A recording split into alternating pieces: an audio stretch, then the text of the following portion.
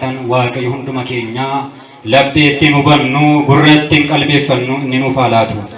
Kanaaf inni nu haa barsiisu, waaqayyo nu haa barsiisu. Yaa ummata waaqayyo, yoo waaqayyoon nama barsiise malee dubbachuun namaa homaa gatii hin qabu. Yoo waaqayyo karaa namatti agarsiise malee namni fuuldura namaa dhaabbateef gatii hin qabu jaa ta'eef waaqayyoon gooftaan inni nu haa barsiisu.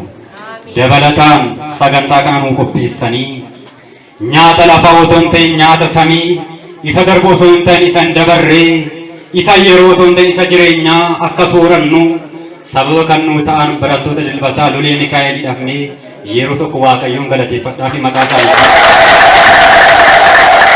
dhugumatti gammadaa.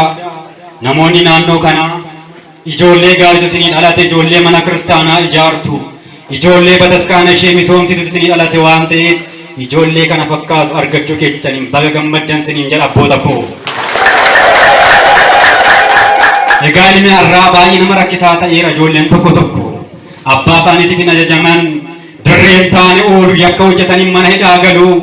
Ijoolleen keessan garuu, dargaggoon keessan garuu nuu fooyya'anii gara mana waaqayyootti deebi'anii, nuu fooyya jedhanii ergamaa qulqulluu Mikaa'elii tajaajiladhanii mana isaa tajaajilanii kun akkanatti walitti nu qaban. Waaqayyoof galanni haa ta'u. Egaa mata dureen barumsa keenyaa kan guyyaa har'aa kan wal wajjin dubbannu kitaaba Moototaa isa duraa boqonnaa 2 lakkoofsa 2 jecha jiru fudhannee wal faana baranna. Jechi isaatillee akkas jedha: yaa mucaa koo nama ta'ii jedha. Mee jabaa sagalee waaqayyo kan afaan jedhame isinillee yaa mucaa koo jedhame. Yaa mucaa koo nama ta'ii. Kitaaba tokkoffaa Moototaa boqonnaa 2 lakkoofsa 2 irratti arganna sagalee kana. Kaayyoon barumsa keenyaa, kaayyoon lallaba keenyaa maaldhaa jennee gaafa ilaallee nullee nama taane akka argamnu, nullee ijoollee waaqayyoo taane akka argamnu, nullee hojii waaqayyoon jaallatu akka hojjechuudha qabaannudha. Kanaaf waaqayyoon abbaan keenya icciitii fagaatee nuu dhiyeesse, isa dhiyaatee nuu guddise, isa dhokatee nuu mul'ise akka nu barsiisu akka nutti himu jaalalaaf eeyyama isaa nuuf haa ta'u.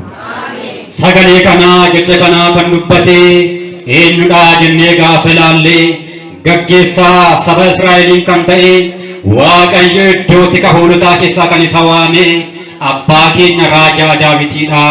Jechi kunis kan dubbatame immoo mucaa isaa Solomooniif dubbatame. Solomoon ilma Daawitiiti.